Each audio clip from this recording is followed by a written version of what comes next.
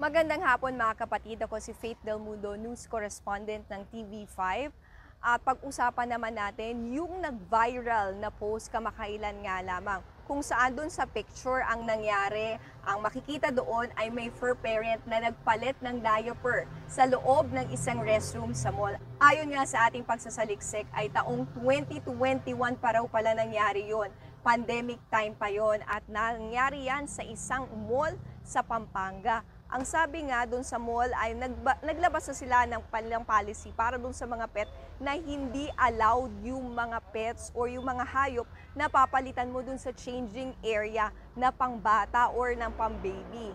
Kinausap nga rin natin yung boss of Philippine Animal Welfare Society. Ang sinabi naman nila, hindi sila nag-agree dun sa nangyaring yun dahil dapat yung human facility ay dapat lamang sa mga tao at yung mga pang-aso ay hindi dapat gagamitin. Yung mga aso hindi dapat gagamitin yung human facility na to.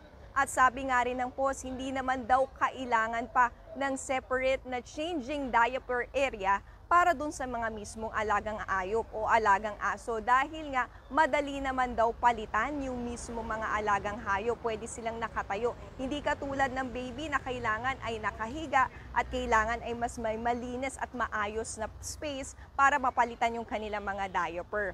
Ayon nga rin sa isang pediatrician na ating nakausap, delikado ang ginagawang yun. Kung sakaling papahintulutan o kaya naman ay pagkatapos gamitin nung mismong hayop, yung changing area or yung diaper changing area na yon, maaaring makakuha ng sakit yung mga baby o yung mga sanggol at yung mga toddler dahil ang immune system 3 years old and below medyo mahina pa. Madali silang kapitan ng mikrobyo. Pwede silang magkaroon ng allergies, pwede rin silang magkaroon ng hika or asthma, lalo na kapag nalanghap nila yung fur o yung mismong balahibo ng mismong alagang hayop.